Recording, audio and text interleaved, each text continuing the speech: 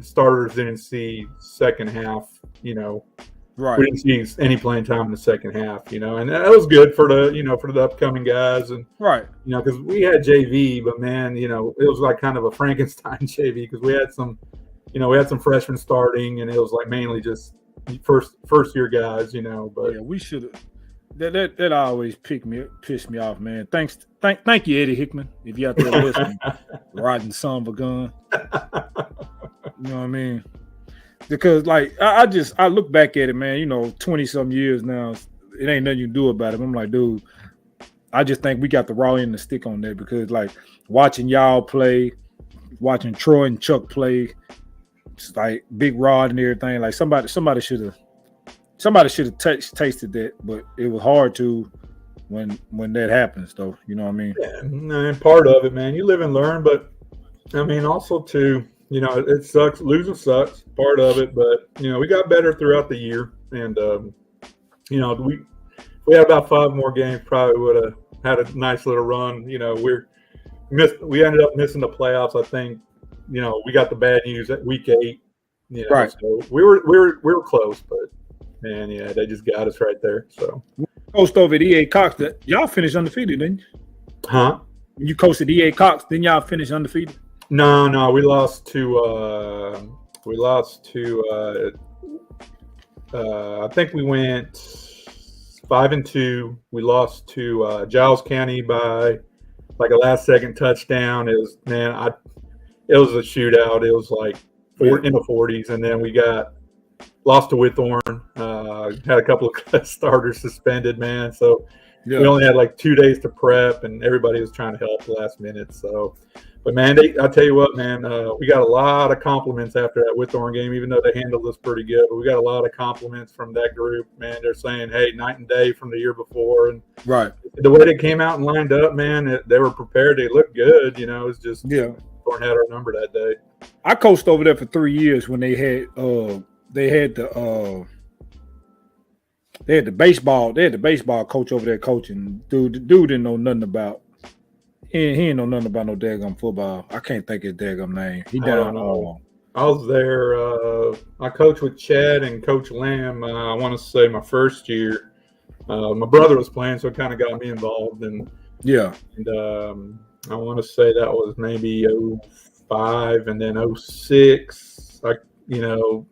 Chad wasn't there. Coach Lamb moved up to Spring Hill, and I want to say, we had a new coach, and he just needed some help. So I volunteered whenever I could, and then I want to say 07. Yeah, 07. They were talking about not having a team. Nobody wanted to coach, and right. A couple of parents reach out to me and say, "Hey, do you want to do this?" And I was like, "Shoot, yeah, I'm 24 years old, 25. I'd love to be a head coach," and got the job.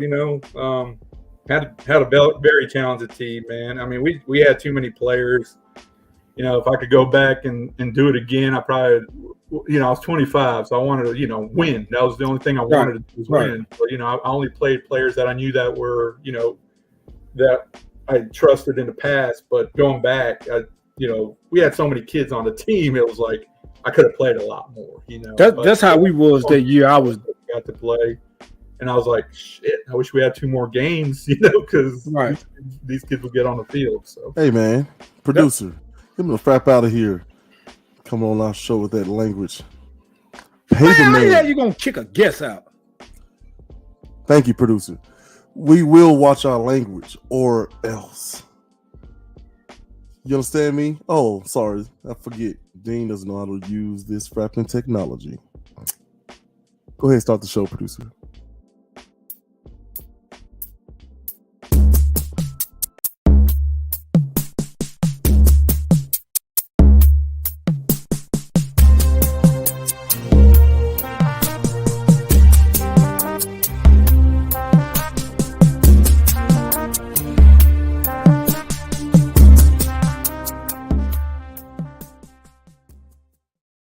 Hey, welcome back to Let's Talk with Gales and Dean. I'm your boy Gales, and to my left, as usual, is... Before I introduce myself, he said, watch my language. Guess what? Kiss my ass. It's your boy, Oh, Peter Man, producer.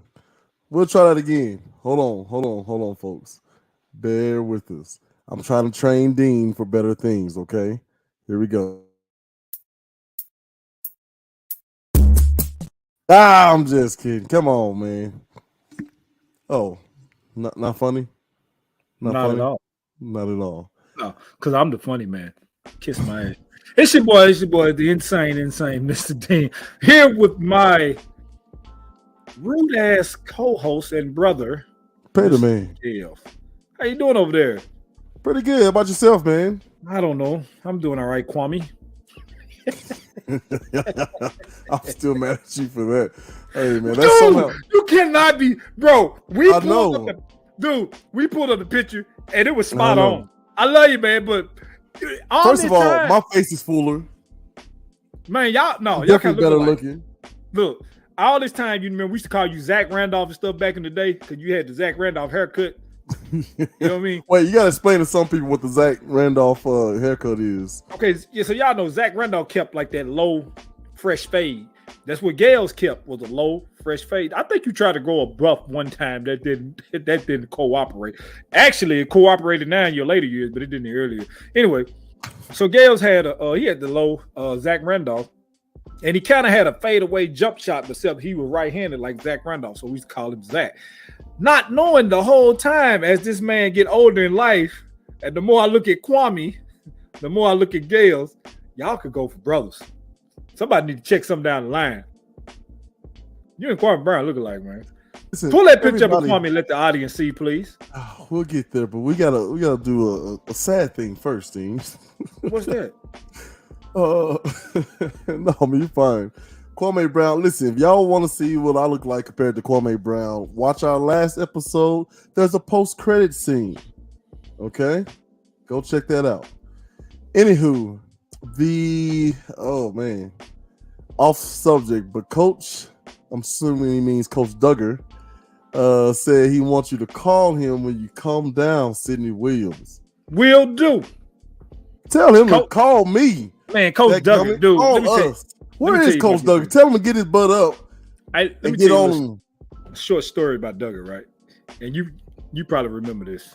He Cox. I had a bad attitude. Yeah, terrible. So Duggar, he was getting on me, but hey, tell him call in the show, man. He had Applebee's. Tell him call in the show. Give him the link, Gail. Anyway, tell Duggar to listen to this story I'm about to tell him. So Duggar wait. I'll filibust. Wait. Right. We'll give Jamarcus time to do that. People in the background. Oh man, get out of here! I'm doing the show anyway. So I'm gonna filibust for you, Dean. Let's get a little bit serious, and then I'm sure you'll find a way to steer us back to the hilarity. Okay. This school shooting situation in Nashville, our hearts go out with them and everyone who is going through this senseless, ridiculous situation. We're going to bring Aaron Oskian on. Wait. Oskian. Dang it, I prepped it up, I feel like. Anyway, we're going to bring him on so he can, you got to have a guy with wisdom, with a certain degree of levity, right, to be able to do something like this. But we wanted to say something about it. Dean, your first thoughts? Yeah, man. When I found out about it, I was actually I was at work. It popped up on my Google feed. I'm like, what? And then everybody came to me because me being from Tennessee, and I hear they like, man, you hear about this shooting in Nash? I said, I'm looking at it right now, man, and it instantly touched home. It don't touch home, but it just if you have kids of that age. It do something to you. You know what I mean? Like, don't mess with kids. You don't go take a grown-up life for no reason, but damn sure don't include the kids. Kids ain't did nothing innocent.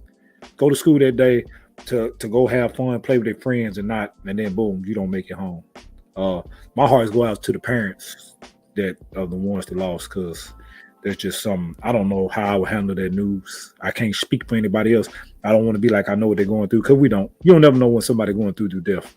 So that's a phrase I don't use anymore. You just gotta give your heart and your thoughts and your prayers out to them, and hopefully they can come back from this. Nashville, we sending up a prayer for you tonight. All right. I don't know how to transition to something funny. Everybody, quick! Look at Dean's shirt. Go. Good vibes, baby. Good vibes. All right. All right. As we welcome to the show. Good vibes. Hey, say your last name, bro. Good vibes. Oskian. Oskin. Oskian. Yeah. Dean. Get it. Wait. Producer, give me a one shot. Sidney Dean. Be honest. Did you know that was his real name? I used to say Aaron Oskin. Right. Because, you get the interception. Oski.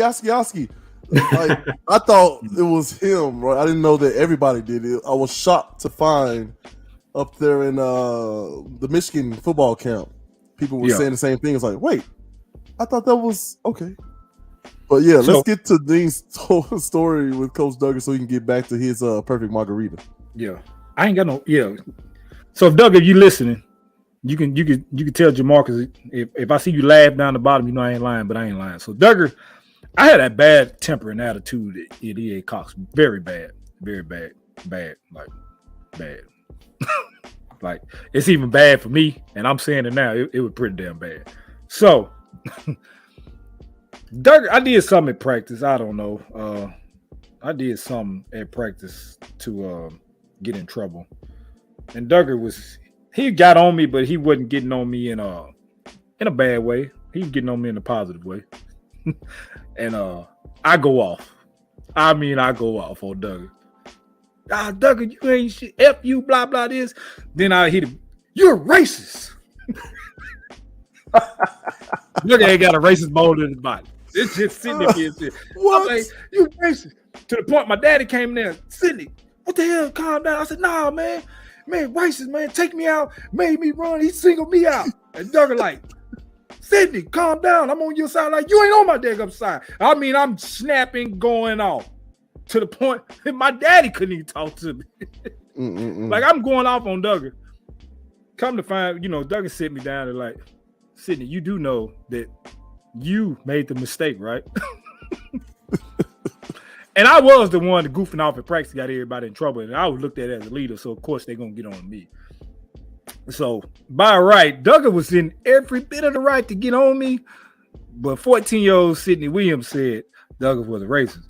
And let me put it out. Duggar ain't never had a racist bone in his body. The man been having my back since day one. One of my, if not, he is my favorite male teacher. Miss Massey was my favorite female teacher. But I love old Coach Duggar. Took us to the Michigan camp. I wish he had followed us up to Spring Hill, man. That dude right there was a great coach, great mentor. And I missed him when I left EA Cox because he was one of the teachers that helped turn me around, like attitude-wise and everything. Because that was one of them teachers and coaches that you knew that cared. You know what I mean? Like you ain't got every teacher that got your best interest. Just like you ain't got every coach got your best interest. And the ones that do, because they stay on you for a reason, because they seen something in you. And he seen something in me, so he stayed on me, but I genuinely knew that he cared. So even all the way through high school stuff, I used to go back over there and holler at him, talk to him and everything. You try to get him to leave EA Cox to come to Spring Hill. It didn't happen. But that was the Spring Hill administration fault. That wasn't your fault, Coach Duggar. We ain't gonna talk about that. To the point, I found out he got sick not too long ago, man. And instead of texting, I called because I'm like, man, hell no.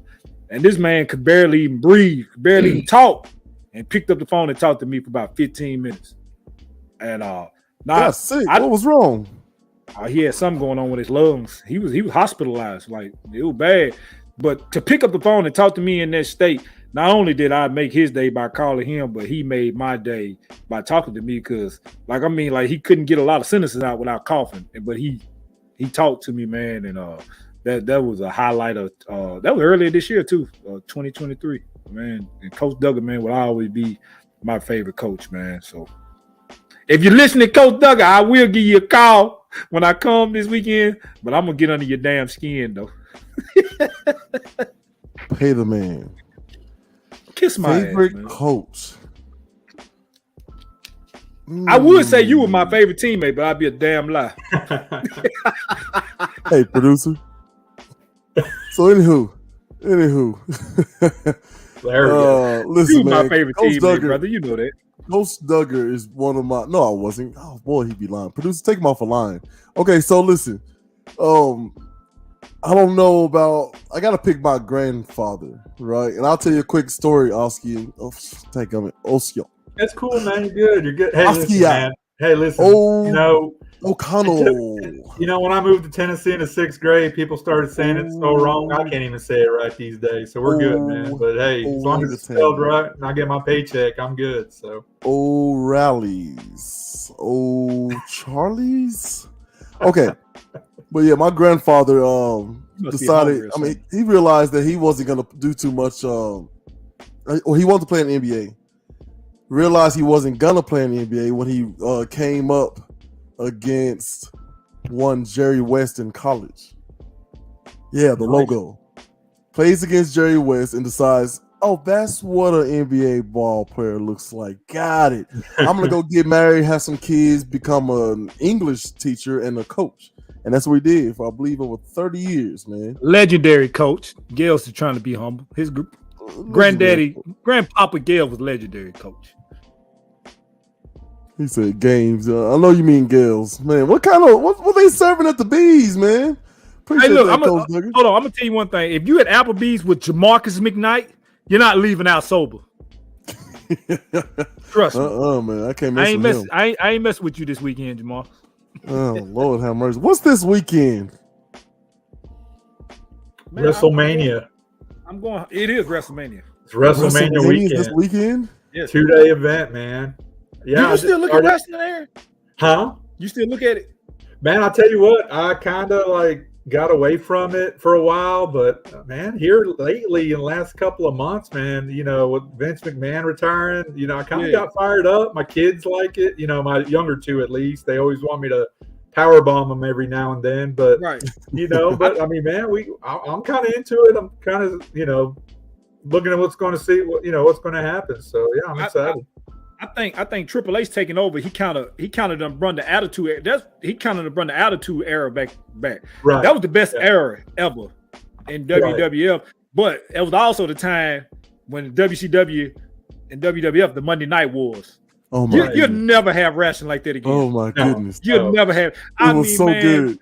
Man, Razor Ramon. Yeah, I got our big surprise for you. NWO, Ric Flair, Lex Luger. Macho, man, I mean, you just name it, man. Goldberg, that's when he came. You had Raven in the Flock. You remember The Rock? The Rock had the Nation. Man, Attitude Rocky era. Mafia. Yes. The Monday Night Wars will forever be the best 10 years of wrestling because it was like a 10-year span. Yeah, and man, it kind of got like too fake when McMahon took over. Well, as he got older, McMahon, damn near 80 years old. But when he handed it over to Triple H, now you can see Triple H kind of bringing back that attitude era. I know they can't do half of the stuff they did back then, safety-wise, but it's a little better. It's a little less predictable. But, of course, the internet and everything tell you what's going to happen before. So you didn't have the internet back then, so you didn't know what was going to happen. No, right. Now, they tell you, basically, you can go to a source and you find out what's going to happen. That kind of messed it up, but it's a little better. I've been watching the AWF too. Don't sleep on that one. Pretty good. Right. Yeah, man. I mean, like I said, it's kind of rejuvenated here lately. I mean, I'm not a fan like I was when I was 7 years old. I don't cry, when the earthquake killed Jake the Snake, and then 20 years later you find out it was really hamburger meat and all that. But I follow it. It's fun, and like I said, hopefully Triple H could get it going, man. Keep them, make them relevant again. I'm gonna ask both of y'all, and I'll do mine. I ask you first, Gil. Who was your favorite wrestler all time? That's a tough one, man. It is tough. Of all time? Yeah, all time. Because I was a huge Sting guy for a while. Then Bret Hart. Then I kind of like Shawn Michaels, but he started frapping with Bret, and then I couldn't do it. Oh man, I don't know. Like my favorite wrestler to watch was Rey Mysterio Jr. and like the Ultimate Dragon, right? Okay. Favorite wrestler of all time? I'm gonna have to go with Bret the Hitman Hart, man, the tactician. Yeah, that was hard. That's hard. That ain't a bad one. Who is yours, Aaron?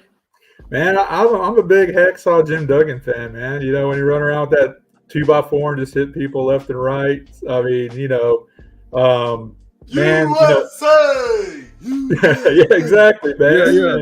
And, Ultimate Warrior, man, back in the day when, the most craziest moment, especially when he ran into the ring and he tore the Iraqi flag in front of everybody and the crowd goes crazy, stuff like that. But yeah, man, today, man, I mean, Roman Reigns, my son roots for him. He's only 6, so I'm gonna cheer on with him as well. So, little girl likes him too, so she calls him Uncle, man. So I see what Jamarcus said.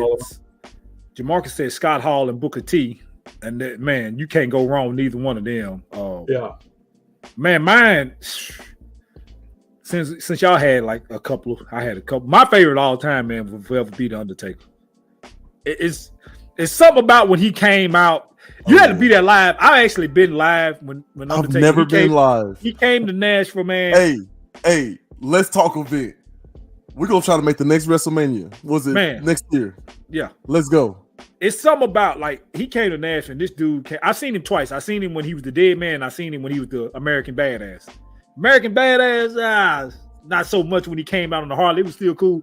But when the lights go out and you hear that dong, dude, to be there in person, see it, it's a whole different experience, man. So Undertaker was my favorite. Kane, brother or not brother, like that whole storyline. My second favorite is a tie. Second favorite is a tie. It's Booker T and Stone Cold. Because Stone Cold just that something was just a different breed, man. He's just the birds, the beer, and all that. And then Booker T was when he got down there, did all that, man. And that was like my favorite too. Secondly, the one now that I'm a big fan of is Bray Wyatt. Because he kind of got that Undertaker feel. He kind of got the Undertaker mixed with Mankind feel. I like that. I can see it. Yeah, I like that. So that's the one. But yeah, man. And the most arrogant wrestler I think of all time would got to be Ric Flair. Woo! Got to be. But it made it fun though. It really did. Ric Flair put on a show. And to this day, like if that man got in the ring right now, he's gonna put on the show. But yeah, them mine right there, man. See, we need the Bearded Barbell podcast to come back on, man, because we never really got to really flesh out that conversation about wrestling. But look, we started off talking about a serious topic. I'm not going to go quite there yet because I wanted to get Coach Lamb's clips out of here. We had Coach Lamb and I spoke early this morning because he was going to be too busy to show up live because they're in the season and he's got a lot going on. But I wanted him to talk. Some people take it as a look at me thing when somebody. There you go. I wanted people to get a little bit of that conversation about kids, whether they're soft or not. We'll just let the man talk for himself. Some people take it as a look at me thing when somebody bat flips after a home run or somebody, yells after a strikeout or a great catch is made in football and, everybody's wanting to say, yeah. I think there's a fine line between letting the kids and the players be passionate while also regulating some respectability of the sport, of the integrity of the game. And I think to each his own to how much you want to allow or not allow. But we're in a world now where they want instant, I don't want to say gratification, but I guess I'll say it. They want to be able to get on their phones, press a button, and find the information they want to see. Yes. So we have to watch how we handle them. Like, success isn't that way.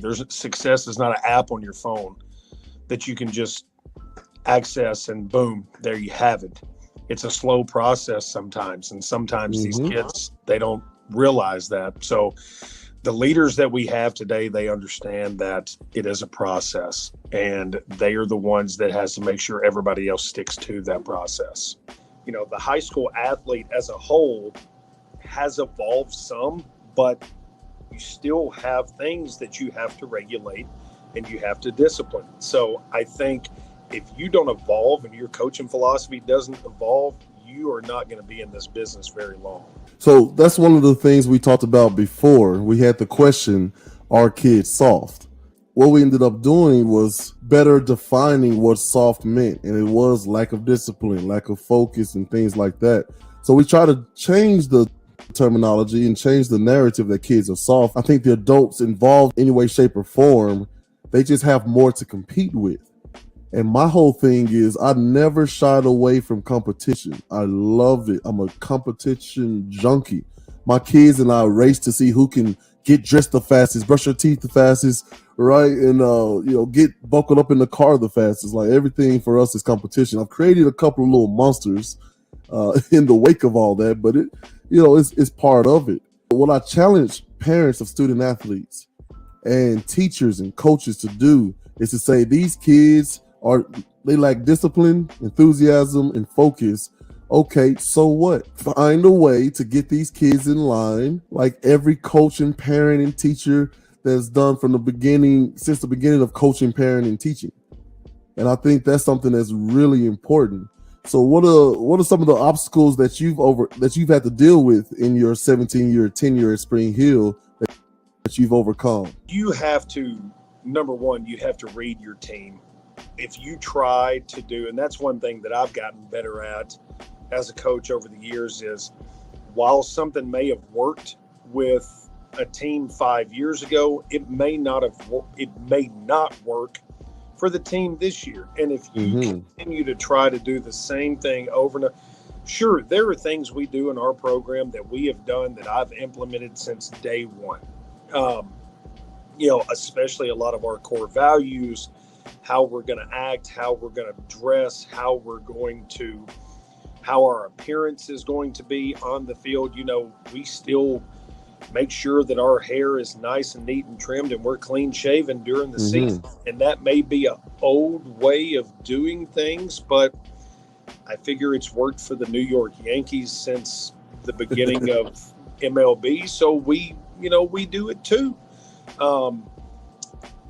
Tucking our shirts in, that's a big thing with us. And I tell them all the time, that absolutely makes no difference on how good of a baseball player. It absolutely does not make you a better athlete, a better player.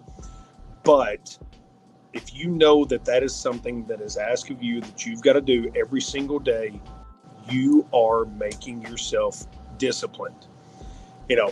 I don't go to their houses to check, but I tell them every day when you get up, you should make your bed.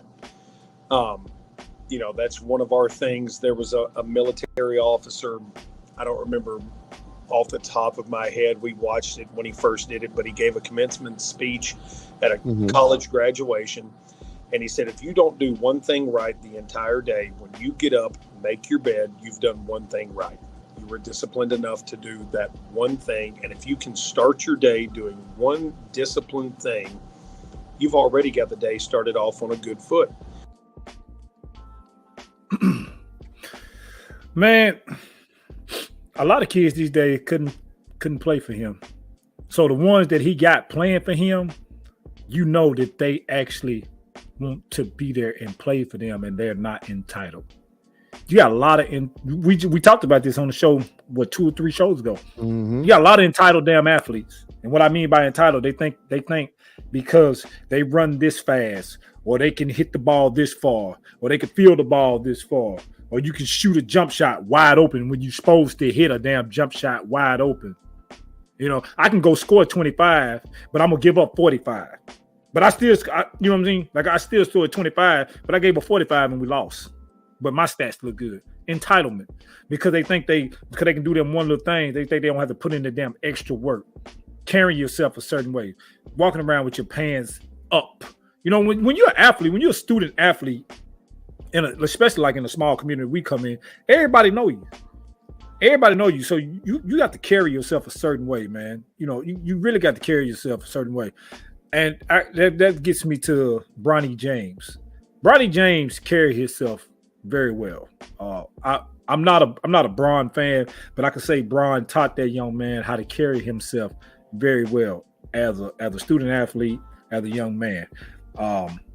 outside the little incident when he was on Instagram smoking the blunt, that's about the only thing that he's have done that we heard about. Outside of that, he's been a stand-up kid, you know, and to be looked at by young kids.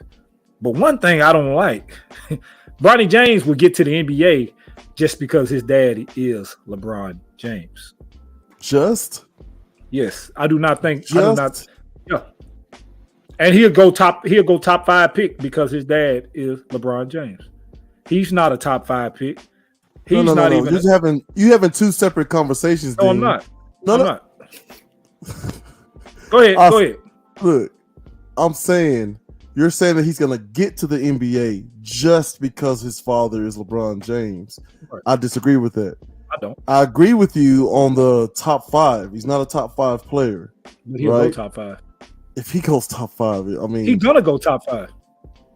There's no. Watch what I tell you, and we're not agreeing on it. But you know, I know, Aaron know, just because his name is Bronny James, he will go top 5 in the draft. He'll be a one and done, and he's not a one and done, but he's gonna be a one and done because first of all, his daddy want to play with him.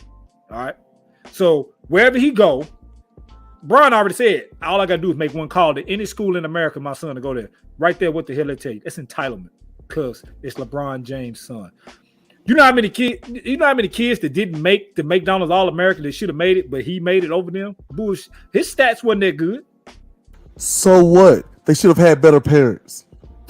Kiss my ass. Here you go. Aaron and I were saying, we were talking about this earlier. No, I'm dead serious. Like, better parents. How you know they didn't have better parents? What do you think the world is? How you know they you didn't think have the world parents? is frapping fair, Dean? How do you know they didn't have better parents?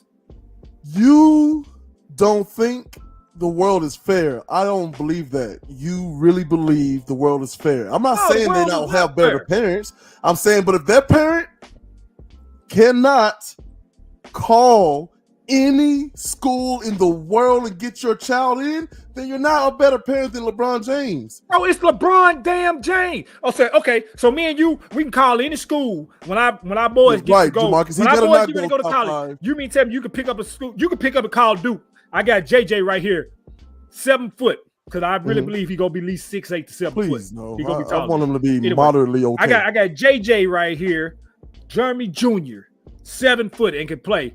I'm calling, get him on the roster, and they gonna do it. Because you're just Jeremy Gales, man. You're not LeBron James. Right. I'm Sidney Williams. So I can call for my 2 boys. I want them to go to Florida State for football, and I want the other one to go play at UConn for basketball. And they're gonna do it just because I called? No. Hell no. You're not LeBron James. You're proving my point. You're proving my point. You're proving my point. So like you're sitting over here complaining. Hold on, no, I'll let you go. Hang on. You're sitting here complaining. You're not right. Because this guy, producer, I'll try to be nice. Like, Aaron, help me out. Where am I at with this? Okay. Producer, give Aaron the one shot. Me and Dean about to fight in the back. Okay, so the other one shot. Sorry. So listen, I probably get into any college in America, possibly, but you got to think, yeah, maybe he might get in there, but top 5, unless he deserves it, you got to think, man, you're at a professional level. These are NBA professional coaches. If they're gonna take a chance, if he's not top 5, I don't think he's gonna get drafted top 5. I mean, Michael Jordan could have done the same thing for his kid. He could have easily went to every college in America. And where'd he end up at? I think Central Florida, and I don't even think he made it to the NBA. No. Now, today's day, with all the Instagram things, like I saw a TikTok where he's not even in the top 50 and he gets invited to the McDonald's showcase. And Dean, I agree with you, man. That's he's taking a spot of somebody that could have deserved it. I truly believe, man, that blue chips. Producer, the frap out of here, man. You get the frap out of here. Producer, all I'm saying is I'm so tired of this boo-hoo attitude of, well, that's not fair. What about the next person? If they should have had better parents.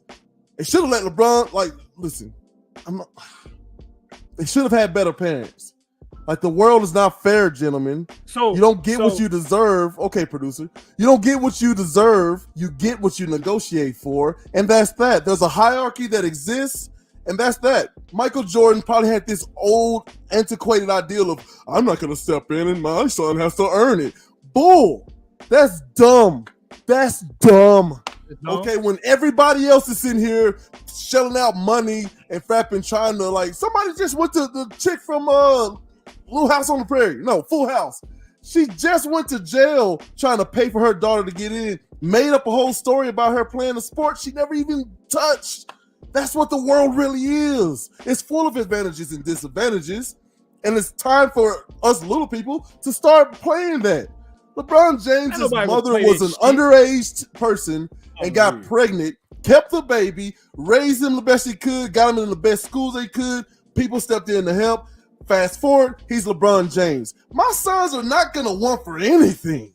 Are you kidding me? Dean, you tell me right now, if you could call anybody in the world and have your son there, you're not going to do it because, oh, that's not fair to the next person. My son's going to have to work for that shit. Now, I see both sides. Because, I mean, the thing is, again, LeBron James, can he pick up the phone, make something happen with these? Because you know what? They're going to want the attention. They're going to want the media, publicity, everything. And, I mean, it's to a point he could kind of go to any college he wants to. But I'm just saying, top 5, unless he truly earns it, an NBA coach is not going to take a chance on, they're going to want to win at that professional level versus, put people in the stands. You know what I'm saying? Because winning will eventually put people in the stands. I mean. No, we're not going to touch that Pippen stuff right now. I don't give a damn about no Scottie Pippen and Jordan wife tearing her ass up. Anyway, LeBron James Jr. is not a top 5 player to go in the draft. Who's arguing that? And he's going to get to one of these big-ass schools, not because of his play. It's because his daddy making the damn call. And you say, would I do that for mine? Hell no. I hold them accountable. Oh, look at that. We have a lie detector plugged into the show, and every time this frapping dude lies, he gets kicked off automatically. That's not even me. Hey, kick me off again. I'm going to kick your ass. Oop. That wasn't me. It's the lie detector. Ain't no damn lie detector. The lie detector, then hell, we all going to hell. Don't do it again. AI is taking over, fellas. It's happening. Man, listen, I'm just... Did you see what Jamar... Put that back up what Jamarcus put. He's not better than none of them. Percy Miller gave him 30. And Percy Miller team 1, the son of Master P. But you think Master P can call any school and get Percy in? Yes. I mean, not Percy, but Hershey. My bad, Hershey. Yes. No, but Master P not going to do it. Percy went to Tennessee State. You don't think Master P not going to do that? You don't think he could and would give his children... Like, that's like saying, man, you got all that money. That ain't fair. What about the other people who don't have money? Master P is a billionaire. Hey, give away half of your fortune right now, Master P. Because Dean cares. Every one of his kids had to work to get where they at. I'm not saying they don't. And I'm not saying that Bronny is a top 5 player. All I'm saying is you can't be mad if he takes advantage of his father being arguably one of the greatest players of all time. Oh, my God. He just can't. It would be somebody like you that agree with this bullshit. Pay the man. Like what is your gripe with the James family, man? You probably don't like that gum Savannah shoes or the other one's glasses. Like, why you got such a beef? Because I don't black family. Son ain't that damn good, and other players getting looked over for his damn son. Bullshit. So what? Get a better agent under the cover. Get a better agent. I'm serious. It's not about. Listen, there was some really good talent in Columbia, Tennessee, right? Mm. You understand that the coaching staff wasn't really up to the challenge of really promoting us as players. You understand that, right? To the point that some really good players cut together their own film and sent it out. That's not fair, Dean. That's not fair, but that is reality. Now, get this. Someone like me who just happens to be huge and can move a little bit, right, I stick out like a sore thumb. But I didn't have a VCR, let alone 2, to dadgum make my own film. So I can look at someone like a Coach Donnie Chambers and say, well, that's not fair. How come he gets to use a double VCR to make his own team to give him an advantage? That's not fair. But it's not about fair. It's about what you frapping negotiate out of life, period. Period. All three of us have dealt with some shape or form of some kind of unfairness.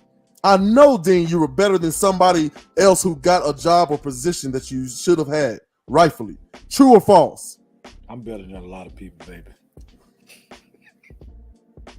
Aaron, have you ever in life had a situation where you got passed over or overlooked and it wasn't fair? Well, it just depends on what stage of your life, you look at that. No. From the time that you were born till now. Oh, yeah. I mean, there's several opportunities where, I'm like, well, that kid got a scholarship. How did I not get it? I had better stats. I'm bigger, physically and stronger, But, it's just to the point, I get in some of these conversations all the time. Do I truly believe if you are talented enough, there's athletes in Columbia, Tennessee, for example, if they are talented enough, they will be seen this day and age with huddle and everything going on. But the days we grew up, we didn't have huddle. So we had to go by the VHS tape, football camps. It's like, I remember having conversations with some college teammates and they were like, hey, man, yeah, I should have been a D1, blah, blah, blah. Well, how many football camps did you go to? 2. This one and, the one at MTSU. So, I mean, we're all going to experience that in life and job, team, sports, from the Pee-wee level all the way up to varsity. So, it just depends on, how you're going to reflect. If I didn't get a job back in the day when I was younger, I would have been like, oh, man, they just like that person more. But deep down inside, it's like, all right, what skills was I lacking versus that person? That's how I think, we got to look at it today. Yeah, things aren't fair. It's part of life. It is what it is. But ultimately, deep down inside, the person I'm looking at right now is going to determine if I'm going to move forward or just say, just cry and whine and say, hey, it's not fair to me that I didn't get this job or this promotion. But okay, so I've been on both sides of it. I think you have too, Aaron. Yeah. Where you've been on one side of the table where you're trying to get a job as an applicant, and then I've been also on the other side where I'm helping with a panel choose an applicant to get the job. And I remember distinctly, like, someone who was absolutely not right for this position, and we all kind of, when they left, we all looked at each other like, whew, well, that's an easy decision. But somehow that person was hired. And I was trying to figure out, wait, how did y'all vote? Well, I don't know. What happened there? Oh, it's the dean's nephew. Why you have to say my damn name? Oh. why you have to say my damn name? University, man. Dean was a position well before you were born. But I mean, do you understand what I'm saying? I get what you're saying, like Dean. Yeah, okay, that was good. That was good. Well, to touch on that, Jeremy, yeah, man. I mean, yeah, back in my management days, I was on the other side of the table, especially when we're interviewing people internally. And, when I was a younger manager, I wanted to make sure 2 things, was that person likable and that person could lead. That's the way, when I'm hiring another manager to come up. But, there's been times where, hey, this is my only candidate. I like the guy enough or the gal enough, and I'd hire them. And guess what? I just set them up for failure because they weren't the right person. They just wasn't qualified. But now these days, you got with LinkedIn, you can see their history and all that. Thank God I ain't got to do any more hiring anymore because this day and age is hiring frenzy is terrible. Right. But no, ultimately, man, yeah. Have I made this hiring people decision based if I like them or not? Yes. Have they failed me, or failed themselves? Of course, because they just weren't prepared and they weren't ready. But, I've seen some great people get overpassed for positions too, and they find a way to strive and, they get the job on the next opening. So, hey, Gales, I would think about something, man. Oh, you took me off that damn screen. I'm very irritated. So next time I see you, I'm gonna slap your ass light skin. Pay the man. Dadgummit. Oh, it's funny, huh, Aaron? Okay, there you go. Dadgummit. We'll just take this moment. Listen, I'm a little stressed out, okay? And just like I'm stressed out right now with these gentlemen who don't know how to turn on their listening ears, maybe you at home in the New Mexico area is stressed out too. You got your loved one there who's dealing with dementia or Alzheimer's in the Albuquerque area. There's a place for you. Mayberry LLC. Go check them out. Here's the commercial. I love her so much, but I need time alone to catch up on things. The nursing home is not an option for me. I just can't leave her. If you've been struggling to take care of a loved one, Mayberry Senior Services can help. Our day program is a cost-effective alternative to assisted living or in-home care. We provide engaging activities and assistance with trained staff who are dedicated to improving quality of life. Join our Mayberry family. Call to schedule a tour today. Listen, look, I'm trying to listen to Slap Gale's light skin. Yeah, that's what he said. Dean racist, man. I don't know if y'all know this. I don't know. Are you kidding me? I feel like Dean racist, man. You pull it what I pulled on Doug on me now? Yeah, I did that specifically for Duggar. Oh, Uncle Ruckus, that gummit 30 years ago looking self. Like, yeah. I ain't gonna lie, man. Duggar gave me buckets in the alumni game back in the Teacher versus Falcons game. I ain't even gonna lie, man. Pissed me off. Man. That summer gun don't stop. He didn't stop moving. He had a nice little hey, Jamal. Don't tell me about my kid, man. Hey. Yeah, boy. Hey, Duggar had a nice little mid-range game, man. He tore me up in that game, man. I ain't even gonna lie. You remember that, Gales? I remember Mr. Tom Miller tearing. Oh man, you couldn't leave him open. Oh my goodness. Mr. Miller could shoot from anywhere. Tom Miller was the ultimate athlete. Anywhere. I mean, if there was somebody that could hide that as good as he did, my gosh. Have you guys ever seen that man play badminton? Oh, he schooled everybody. Man. He schooled everybody, even dodgeball, man. He was he was throwing dingers all over and giving kids black eye back in the day when it was legal, man. That guy was an ultimate athlete back in the day for his age. For sure. He took over for the baseball team my 8th grade year. He was the head coach. He had me, Chris Street. We had one more other person. Like everybody, we actually had a good baseball team. This dude at batting practice throwing like 92. Mr. Miller, I mean, and straight like at the 8th grade, it kind of, it throw you for a shot because you finna get up here and teach batting practice, go let us hit. No, he threw game speed for us to get used to hitting that type balls because I think we were playing against teams like BGA and Grassland. If you know them teams, they always good in baseball back then.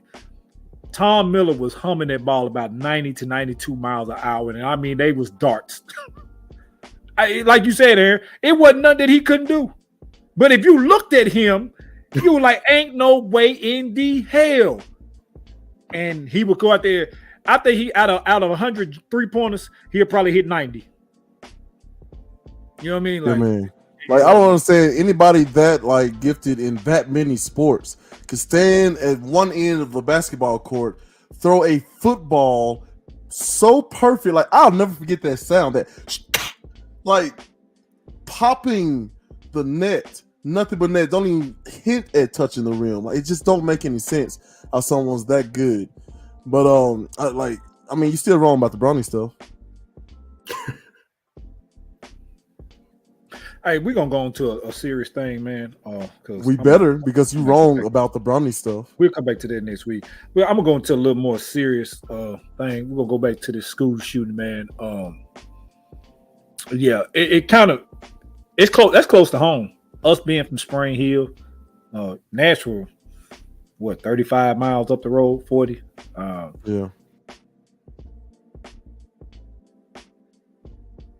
You're muted there, buddy. My bad. You got to think, man, these kids wake up anywhere from age 6 to 6th grade thinking you're going to go to school and just learn a little bit and play with your friends and go back home to see your parents. And unfortunately, some of them didn't get to do that today. My thing is, what was that woman thinking? What went through her head last night and then in the ride over this morning to be that sick in the head to go in there and take innocent lives? Like that's the part I can never get. What the hell goes through these people's minds, man? Like what is in your brain? What tells you to do that? Like I said, you don't walk up and just take a human being life, period. An innocent person, like grown up like us. But kids, they're the most innocent things in the world. You know what I mean? So y'all give me y'all feedback on that. I don't know about kids being the most innocent, man. I got 4 of them. I'm just saying. I'm talking about in God's eye, the kids are the most innocent things. In God's eyes, we're all the same. We're just spiritual beings. Yeah, I got 4 kids too, Jeremy. So I totally understand what you're saying. But no, man, hearts go out, prayers go out to the families out there. You know, there's you can't really prepare your kids for anything like this, but school presence has a lot. Law enforcement presence has a lot to do with it. I mean, dude, guys, it was a private school that got hit today. It just shows my kids go to a private school, and it just shows that nobody's safe. As much as you want it to be. That's one of the reasons we sent them to a private school, because you're hoping nothing like that would happen, but it did. The thought, to kind of piggybacking off of what Sydney said, what are the thought process? What could have been done? What could have somebody talked to this person? What could have been done to just hey, change that person's mind, but ultimately, I could go into a whole series about talking about it, but without knowing the true facts of what happened, I'm hearing it's a man dressed as a woman or what. You hear so many stories, but like Dean said, man, there's kids tonight, there's parents. Somebody lost a brother and sister today. Parents lost their children. They're not gonna, be. It's gonna be tough, especially around the holidays, man. Those kids ain't gonna open Christmas presents, man. So. Yeah, thoughts and prayers going out. If there's things that I would recommend doing, yeah, man, just show presence in the school any way you can as a parent and an adult, and just hope for the best. It's tough times we live in during these days. Yeah, and Dean, you kind of did a mental jujitsu exercise there. You said, what was that woman or man? I don't even know the details. Yeah. What were they thinking? You gotta be messed up in the head to go up there and do that to somebody, to anyone, let alone children, right? I'm trying to get somewhere really fast. Mickey Mouse. Stay with me here, Dean. You got that look, that glare in your left eye. Stay I'm right out there because I don't know where you're going with it, but I'm gonna stay with you. Go ahead. Okay. Go ahead. They someone drew that. They had to design it, and they were trying to figure out how in the world can we make something really cute. So someone studied the cute factor, and they found that big eyes, symmetrical, and all these certain button nose and these features, right? And that's the composite that makes Mickey Mouse. So I guarantee you, if you run into a 6-foot mouse, you're not gonna think, "Oh, Mickey," right? But the idea that children are literally bioengineered to look cute, so you take care of them. That's their only recourse, right? Even in the wild, it's better for me to just abandon my baby and move on somewhere, because I can spend less energy watching them. I can move faster. I can feed myself, all these things. But even in the wild, you see these wild animals taking care of their children. And what scientists have found is that babies have a cute factor, right? So that tells you how far someone was gone. As far as what you can do, Aaron, that's supposed to be the last safe place, they say.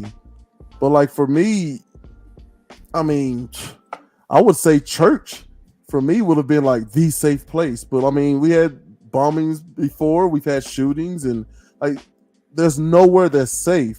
So we have to put pressure on the people in charge to start really fixing the true problem, which is the human condition, the human problem. Let me ask y'all a question on this. Do you think they're going to pass a law to let teachers carry guns now in school? I hope not. I don't know. I hope not. I know it's Aaron, been what do you think about that? Ultimately, you got to have some trained professionals, on site. I truly hope, if they don't let teachers carry guns, I truly hope they have training. I know some places have SRO officers, some 7A schools might have, depending on staff, might have 2 or 3. But ultimately, if, to keep my kids safe, yeah, I would say, yeah, let all teachers go through some sort of weapon training just to protect themselves. But if anything, do preventive maintenance. How did this person get in the building?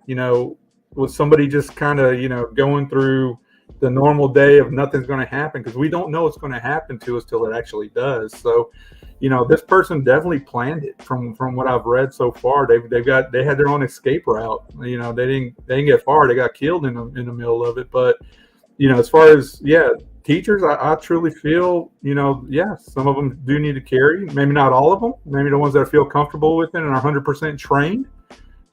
Keep them away from kids, and I don't see a problem with it. But, in the long run, I can see where it causes a lot of concerns for parents too. So right. So, Dean, your thoughts? Do you think teachers should be armed? Man, at this point, yeah. Man, look. I mean, look at all the school shooting that we having, and like mass. You think you got a couple of teachers armed in there?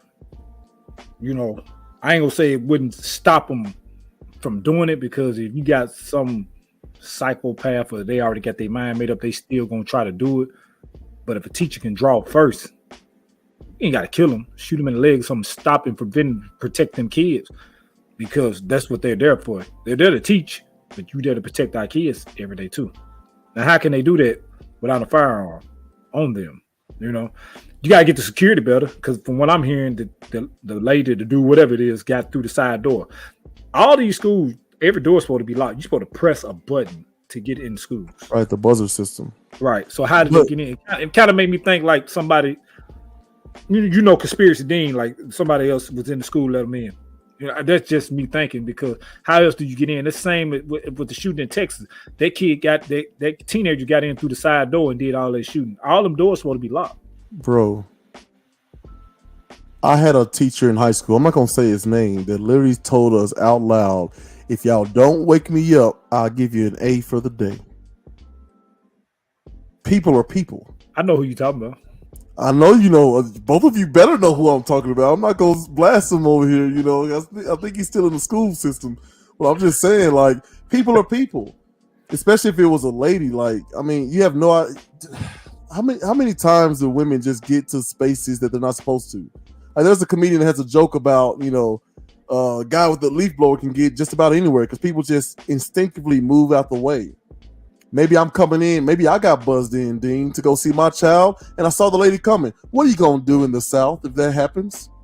You're going to open the door for him. You're going to hold the door. Oh, after you, ma'am, because I'm Southern and, Southern hospitality. So I don't know if I would go like, what is it, Occam's razor or something like that? Usually the simplest thing is the truest thing, something like that. But like, so let me, I know, like, I don't know what the weather was like down there today. But say it's June or July. Well, not June or July. Mm-hmm. Well, yeah, because some schools go to June or late May. And you see somebody trying to walk into school with a full damn jacket on. That draws suspicions right there. You know what I mean? Ooh. But I don't know about today, because now we're going through that type of weather. It might be 75 one day and it might be 55 the next, or 45, so you can't really say that for like this time of year. But I'm speaking like in the terms of May and June. Well, they had a coat on? I don't know. I'm just saying, like, no, let's save that until we do some more reading and research. Yeah. I pretty new. So look, Lee Sparkman saying, I believe she shot through the glass security door. So like, even if you want to say, people, let's get teachers guns. Well, let's look at some stats for, I guess, professionals, right? The police. Like, maybe I can't even think, not even 20 police officers got killed, right, at the hands of a gunman. But there's, I think, a few thousand that were wrongfully killed, right? And maybe they didn't have so many deaths because they were able to kill them. But even they talk about, like, I was when I had to do gun training, when I was up to be a CO in Grants, New Mexico, we had a drill sergeant and a police officer who did our training.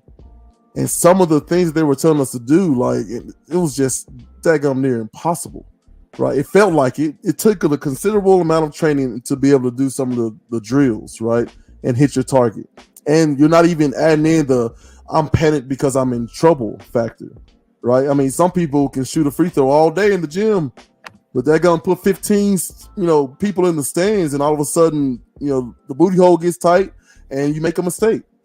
So I'm very hesitant to just arming teachers, even with training. because most of these officers are saying like we should be doing X amount of hours every single year, right? Not one time, get your badge and all right, buddy, go ahead. Like no, I agree with you. Continuous. Yeah, I agree with you. The training has to be repetitive, and you know, and it goes for anybody that goes into gun training, man. Because you see some guys, it's like a jiu-jitsu guy, man.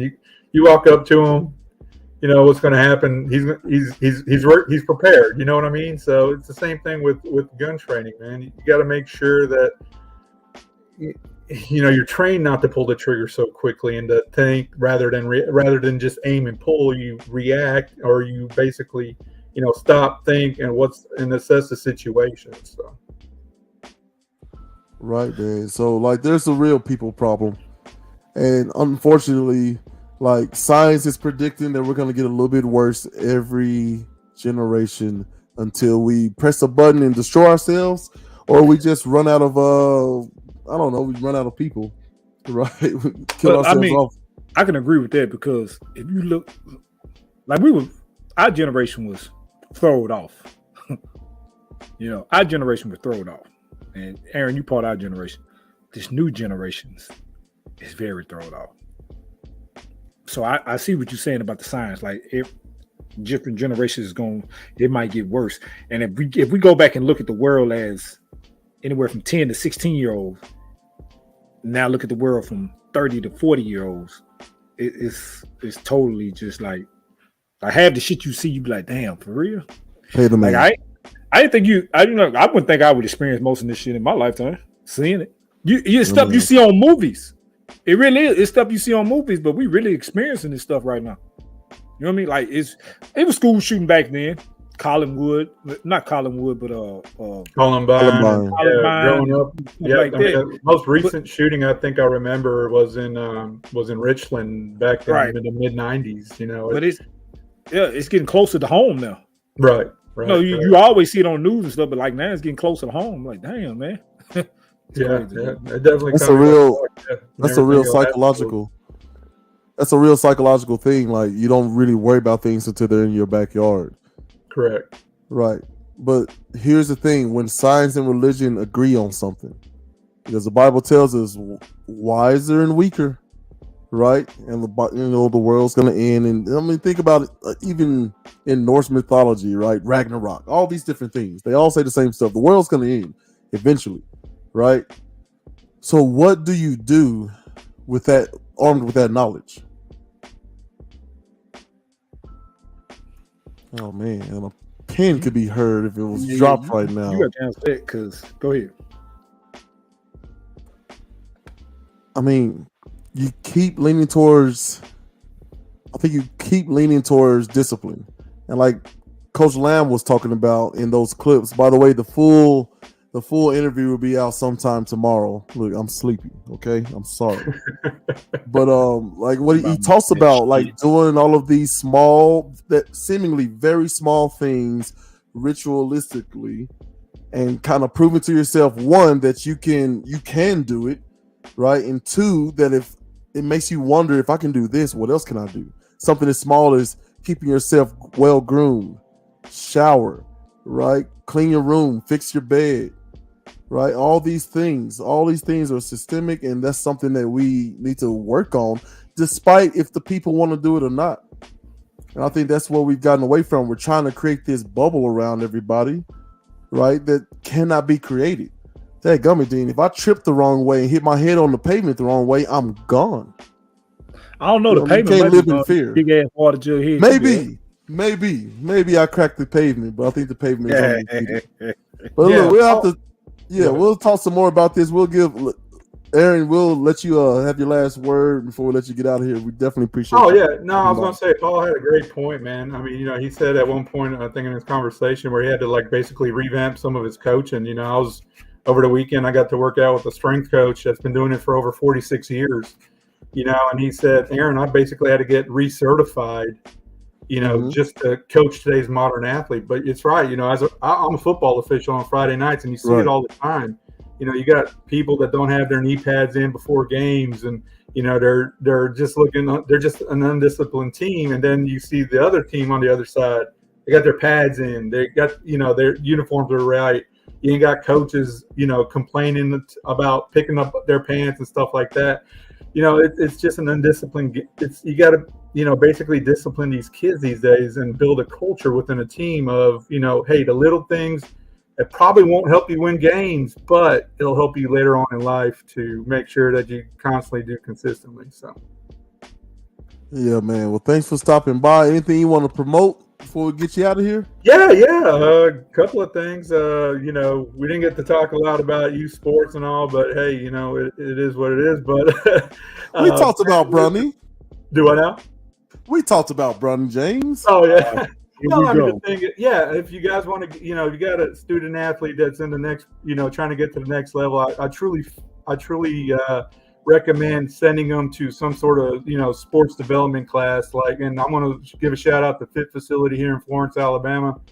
Jamie Dixon, certified, trained, had helped several players prep to get to the next level. And I think he's got about maybe 20 collegiate athletes made it past year one, going into year two. So it's about a 6-year-old business. And man, he's doing a great job over here at the Fit Facility over in Florence, Alabama. Bro, I did not know you moved to Florence. Hey, there we go. Learn something new every day, right? That is it. I love that jersey back there too. I think one of our commenters said something about it. Yeah, man. Long live the heel. All right, man. Go on to the back room. Get your cookies, your snacks. You can stick around, finish the show with us. If you got to go, I understand that as well. Mr. Dean, yes, sir. What the frap are we gonna do? You said I have to answer it. I think we're doing it. We're talking about it. We're trying to learn how to be better men, which makes us better partners in our romantic and unromantic relationships, better fathers, right? That makes us a better person in the community. And I think that's what we have to do. But, man, we have got to fix the real problem, bro. Like, before Obama, there was an issue of, if we follow along this trend, the Fed was saying, we're going to have more jobs available than people to work them. And they were talking about fixing these, immigration policies, as well as wages and education.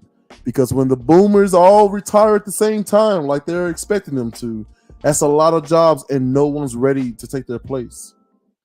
No one is ready. And I'm saying, like, America needs to wake up. And I'm not talking about the politicians. I'm talking about people like you and me. If you don't vote, you need to find somebody you can vote for. Okay? Because let me tell you, the idea that profit goes up, production goes up. I mean, the stock market has gone up. Like, everything has gone up. Cost of living definitely has gone up. Have you seen milk and bread these days? Daggum gas. One thing hasn't, though, Dean. Wages. So we got to fix the problem because we are squeezing ourselves and choking ourselves out, man. Mm-hmm. You're right. You're right, man. Shit. The only way it's going to fix it. Come, man. Like, damn, we can talk about this all day. Only thing going to fix it. You got to vote, but like, who the hell do you want to vote for? Because they all full of shit, too. Pay the man. Fair enough. Why aren't you running for office then? Why aren't I? Right? I would vote for you before I vote for me, because I mean, I would too. I got more hair, but you know, that don't mean shit. You ever seen a bald head man in a suit, boy, with a beard? You know what? I have. Yeah. Okay, yeah. Pay the man. Yeah. No, what I'm saying, the only way. I think the only way we do that, man. Oh, okay, man. All right, Mr. Oski. But the only way we do that is literally we have to vote. We have to vote for people who actually care about the issue, but that means we have to hold them accountable, which means we can't just show up because the CNN is saying presidential election like it's the dadgum Super Bowl or World Cup. That's what we've made this thing into. You got to show up to your local elections every single time. It's a pain, right? Dadgum, you can do a mail-in ballot. You can vote early so you can avoid some lines. Like, there are ways to do it, but we just are simply not doing it well enough. But you got to hold them accountable. If you do not do your job, then I'm not voting for you, and you're gone, and we'll find somebody else. Eventually, it takes a long time to turn a large barge around. But eventually, real change happens.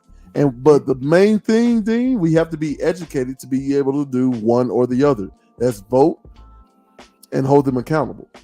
Let me ask you this one. If Kanye run, you gonna vote for Kanye? Crap, no. I didn't think you would. Oh my goodness. Would you? Can't be no worse than the rest of these idiots we done put in there. Yes, he can. See what I did there, Barack Obama? Yes, he can. Maybe he's a genius. Maybe he's not. But one thing I don't like about how he moves is, I'm going to get out here and be honest. Okay, bro. Like, we know that's a lie right off the bat. Guess what? That's a different show. That's a different topic for a different day, because we'll be another 3 hours about this. This man said he would vote for Kanye. Why would you vote for Kanye? I didn't say I would vote for Kanye. I would consider voting for Ye. Wow. I ain't going to lie about it. Like, hey, those will be the dopest uniforms ever. Hey, people might look at me side-eye with me saying that. I would consider it, because he can't be no worse than these damn idiots that we elect in here. Oh, my goodness. Listen, man. Ain't none of them good to me, but that's what I'm saying, that the problem is we're not paying attention enough. We're not. Right? Because they both arrogant. They're both arrogant. He talking about me and Ye. Oh, you and Ye. That makes sense. That makes sense. Hey, Dean. Marcus know me. He know me, boy. That's my boy right there. Hey, Dean, but he gonna be honest about it. You know, I'm gonna warn that's people. What you need, honesty. See how Jamarcus just came out and said that? Did I disagree with his ass? Hell no. We need people like that. We don't need no liars in there. We need honest. Whether it's gonna hurt somebody's feelings or not. That's what you need. But that's not going to happen by and large, right? Because very few people have made it hard to. They made it they've made it radioactive, to be honest. But Dean, last quick question for you, okay? And we're gonna do a post-credit scene, so don't you go anywhere. So listen, I ain't going nowhere. I'm kind of hungry. Okay. Okay, listen. It's too late to eat. What did the left eye say to the right eye? We cross-eyed. Between the two of us, something smells. Like your breath, which stinks like ass. Anyway, hey man, big thank you to Mr. Aaron Oskey for coming on the show tonight, man. That's an old football brother of ours from Spring Hill High School. Played college ball, coached middle school ball. Did it all, man. Just a good guy in general. Manager at a couple of businesses, man. Just a good guy overall. Played semi-pro ball with him for 3 years too. Just a good overall guy. That's one of them guys that you hear that you talk about, be like, man, that's just a good guy. That's Aaron Oskey, man. To the school shooting victims in Nashville at the Christian school, our hearts, our thoughts, our prayers goes out to you. Goes out to Nashville. Nashville strong. Me being from Tennessee, it hits different, but we're gonna ride and come above that. Don't let that knock you all the way down. And I know the city of Nashville will rise and come above that. I hate it for the families. I hate it for those little kids. I hate it for the kids that had to see that, because there's something that will stick to them forever. But it's angels watching over y'all. So, and they will touch over your families tonight. That's one thing I honestly believe. So it'll be hard to get through, but with the help of the man upstairs and angels around you and your families, y'all will get through that. Firm believer in that. Big thanks, big shout out to Coach Lamb, Spring Hill baseball coach, man. That guy got that program doing some great things. It's crazy when you think about Spring Hill High School, you think about the baseball team. So what they tell you about their coach, that you think about Spring Hill now, that's what the first thing that come to mind is the baseball team over the football, over the basketball team. Coach Lamb is doing a remarkable job up there with them boys. I'm a little biased because he got one of my favorite players on there, my god nephew Jordan Zaydan, which I will think will be playing Major League Ball one day if he keep going the rate he's going. But when you got a coach like Coach Lamb, he's putting players in D1 colleges. I think they had a kid go to Vanderbilt, MTSU. So he's getting kids in colleges, man. Great coach, old school coach, and the players really want to play for him because a lot of players cannot play that old school ball anymore. But And thank you to everybody. My bad. I'm looking at Gail's writing something in the chat. He's an idiot. Sorry, people, that kind of threw me off. But to everybody that was in the chat tonight, man, we appreciate it. Jamarcus, Coach Duggar. Hey, big love to Coach Duggar, man. Favorite coach all time. I will call you when I come this weekend. Jamarcus, I see you too. Everybody else who interacting in the chats, man, y'all know we love that. Keep doing it every week. And once again, man, if y'all got any ideas or anything y'all want us to talk about, hit us up in the inbox, and we're going to try our best to do it. If you want to be a guest on the show, hit us up in the inbox, and we get you on there. It might not be right away, but we're going to get you on there. And once again, love every last one of y'all. We really, really appreciate y'all. Y'all help this show grow, and y'all help us grow. And we're going to help each other, and we're going to continue to grow together. Peace and love. Holler at y'all next week.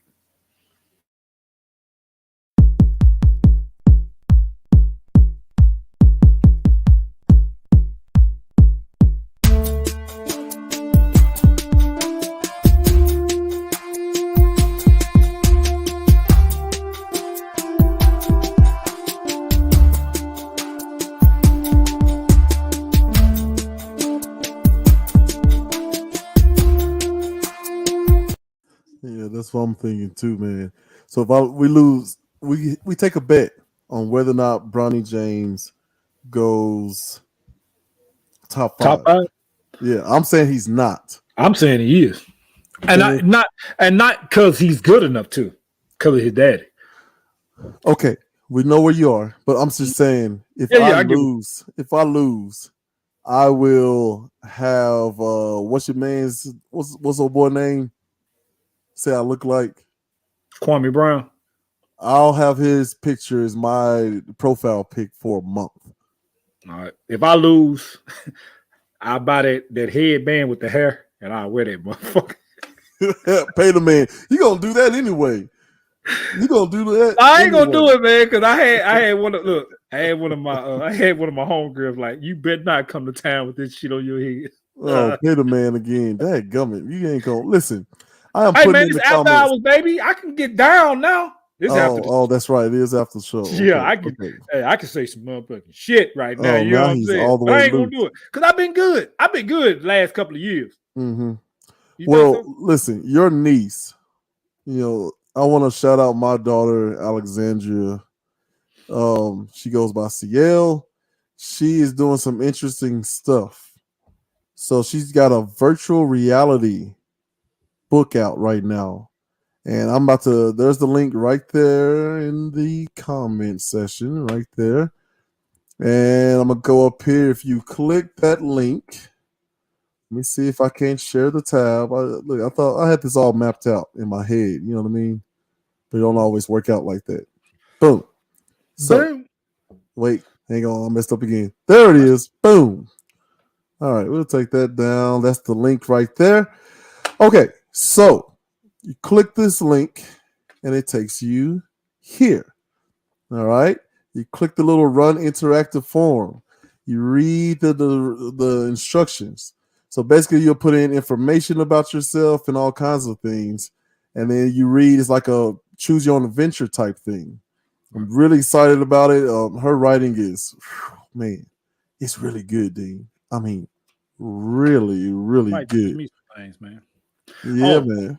Before I forget, and shout out to my niece, I will be in Columbia, Tennessee this weekend doing a little bit of Let's Talk with Gales and Dean from downtown Columbia, Tennessee for Mule Day, going around interviewing vendors, people cooking food. My man Gales won't be able to make it, but he'll still be there in spirit. He'll be on that screen some kind of way. We're going to make it work out. I'll be on the screen. Wish I could jump through the screen so I can taste some of that food. I'll be down at Willie's Wing. Shout out to Willie's Wing. That's my cousin wing shop.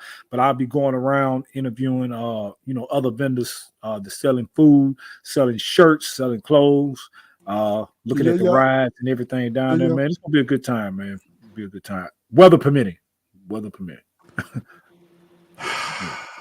People, be safe. Be safe. If you don't like something that's happening, just go home. Don't ruin it for everybody. I feel like we get these fights every year. Ain't like I'm just talking about the fights and all that, but I mean, I'm glad it's cleaned up a little bit.